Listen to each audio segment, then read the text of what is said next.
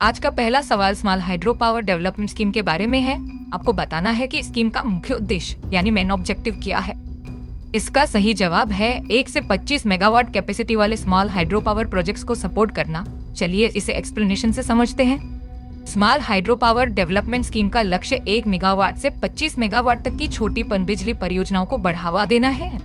इसे ministry of new and renewable energy लागू कर रही है ताकि देश में 1500 मेगावाट की एक्स्ट्रा बिजली पैदा की जा सके। मैं रोजाना एग्जाम्स के एक्सप्लेनेशन के साथ करंट अफेयर्स लाती हूँ। डेली अपडेट्स के लिए वीडियो को लाइक और चैनल को सब्सक्राइब जरूर करें। क्या आप जानते हैं कि भारत में स्मॉल हाइड्रो प्रोजेक्ट्स का एडमिनिस्ट्रेशन कौन सा मंत्रालय देखता है, यानी इसे कौन संभालता है? इसका सही उत्तर है ministry of new and renewable energy. चलो इसे डिटेल में समझते हैं।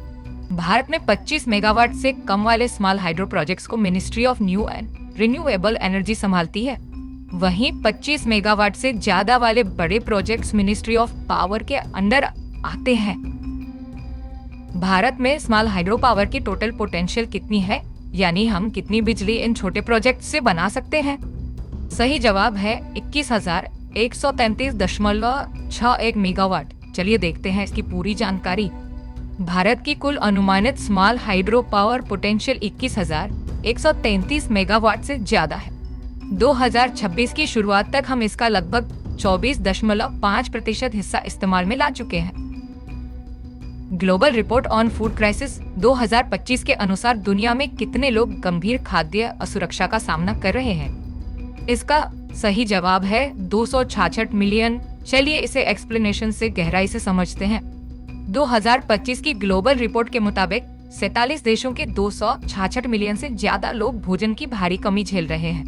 रिपोर्ट में बताया गया है कि युद्ध और संघर्ष इसका सबसे बड़ा कारण रहे हैं।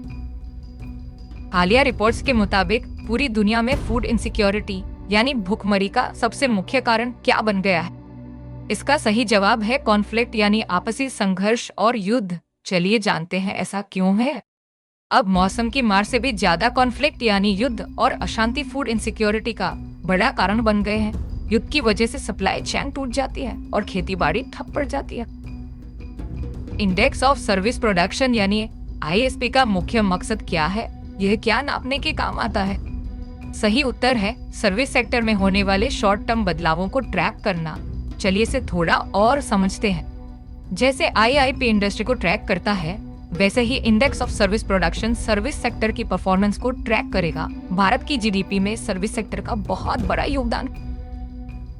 इंडेक्स ऑफ सर्विस प्रोडक्शन के लिए किस साल को बेस ईयर बनाने का प्रस्ताव रखा गया है? इसका सही जवाब है 2024-25। चलिए जानते हैं बेस ईयर क्यों जरूरी है। किसी भी इंडेक्स की ग्रोथ नापने के लिए एक बेस ईयर चाहिए होता है। ISP के लिए 2024-25 को बेस ईयर चुना गया है ताकि इकोनॉमी के मौजूदा स्ट्रक्चर को बेहतर तरीके से समझा सके। जीवाश्म ईंधन यानी फॉसिल फ्यूल से दूरी बनाने वाली कॉन्फ्रेंस का ऐलान किस बड़े इवेंट के दौरान किया गया? सही जवाब है COP30। चलिए इसे विस्तार से समझते हैं। COP30 समिट के दौरान फॉसिल फ्यूल्स यानी कोयला और तेल से धीरे धीरे दूरी बनाने की घोषणा की गई। इसका मकसद दुनिया को क्लीन एनर्जी की तरफ ले जाना है। जियोफेगी क्या होता है? यह शब्द किस अजीब आदत से जुड़ा हुआ है? इसका सही जवाब है मिट्टी और मिट्टी जैसी चीजों को खाना। चलिए इसके पीछे का कारण समझते हैं। जियोफेगी का मतलब है जानबूझकर मिट्टी या क्ले खाना। कई बार जानवर और इंसान मिनरल्स की कमी को पूरा करने या पेट को डिटॉक्स करने के लिए ऐसा। यूरोप का वो कौन सा इकलौता जानवर है जिसे हाल ही में जियोफेगी यानी मिट्टी खाते हुए देखा गया है? सही उत्तर है बारबरी मकैक। चलिए इसके बारे में कुछ रोचक बातें जानते हैं। जिब्राल्टर में पाए जाने वाले बारबरी मकैक यूरोप के इकलौते जंगली प्राइमेट हैं जो मिट्टी खाते हैं। इकोनॉमिक्स में सैक्रिफाइस रेशियो क्या मापता है? यह किस चीज का पैमाना है? इसका सही जवाब है महंगाई कम करने के बदले GDP में होने वाला नुकसान। चलिए इसे एक्सप्लेनेशन से समझते हैं। सैक्रिफाइस रेशियो यह बताता है कि महंगाई को 1% कम करने के लिए हमें GDP की कितनी ग्रोथ कुर्बान करनी पड़ेगी। यह महंगाई और आउटपुट के बीच के तालमेल को दिखाता है। टाइफाइड की बीमारी किस सूक्ष्म जीव यानी पैथोजन की वजह से होती है? सही जवाब है बैक्टीरिया साल्मोनेला टाइफी। चलो इसके बारे में और जानते हैं। टाइफाइड एक गंभीर इन्फेक्शन है जो साल्मोनेला टाइफी नाम के बैक्टीरिया से होता है। यह सिर्फ इंसानों को ही संक्रमित करता है और हमारे खून और आंतों पर हमला करता है। टाइफाइड फैलने का सबसे मुख्य रास्ता कौन सा है? यह एक से दूसरे इंसान तक कैसे पहुंचता है? सही जवाब है फीकल ओरल रूट। चलिए समझते हैं कि इससे कैसे बचा जा सकता है। टाइफाइड मुख्य रूप से गंदे पानी या दूषित खाने के जरिए फैलता है। अगर हाथ साफ न हो या साफ सफाई की कमी हो तो यह बैक्टीरिया खाने के साथ शरीर में पहुंच जाता है। महाराष्ट्र में मिली विरली खंडर खुदाई वाली साइट किस ऐतिहासिक काल की मानी जा रही है? सही जवाब है आयरन एज मेगालिथिक पीरियड। चलिए इसके इतिहास में चलते हैं। यह साइट लगभग 2500 साल पुरानी है, जो इसे आयरन एज यानी लोह युग के मेगालिथिक काल का बनाती है। यहाँ पत्थरों के घेरे और पुरानी कब्रें मिली हैं। दुनिया भर में सैन्य खर्च यानी मिलिट्री एक्सपेंडिचर पर रिपोर्ट जारी करने वाली संस्था का नाम क्या है? इसका सही जवाब है सिप्री।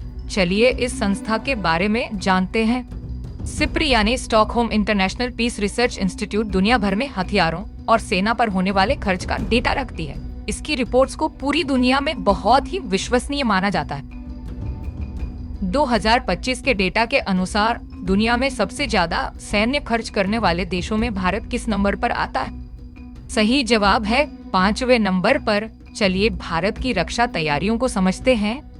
दुनिया के कुल मिलिट्री खर्च में भारत का हिस्सा 3.2% है, जो हमें 5वें पायदान पर रखता है। भारत अपनी सेना के आधुनिकीकरण और सुरक्षा जरूरतों पर काफी जोर दे रहा। 2016 के एक्ट के तहत भारत में कितने अंतर्देशीय जलमार्गों को नेशनल वाटरवेज घोषित किया गया है? सही जवाब है 111। चलिए जानते हैं इनका फायदा क्या है। नेशनल वाटरवेज एक्ट 2016 के जरिए 111 नदियों और नहरों को नेशनल वाटरवेज बनाया गया है। पानी के रास्ते माल ढोना सड़क या रेल के मुकाबले बहुत सस्ता होता है। भारत ने 2030 तक अंतर्देशीय जल परिवहन यानी इनलैंड वाटर ट्रांसपोर्ट का हिस्सा बढ़ाकर कितना करने का लक्ष्य रखा है? सही जवाब है 5%। चलिए इस विजन को समझते हैं। फिलहाल भारत में सिर्फ 2% माल पानी के रास्ते जाता है। सरकार का लक्ष्य है कि 2030 तक इसे बढ़ाकर 5% किया जाए, जिससे लॉजिस्टिक कॉस्ट कम हो सके। डिजिटल पब्लिक इंफ्रास्ट्रक्चर यानी DPI असल में क्या है? सही उत्तर है सामाजिक और आर्थिक विकास के लिए बनाया गया एक टेक्नोलॉजी फ्रेमवर्क। चलिए इसके उदाहरण देखते हैं।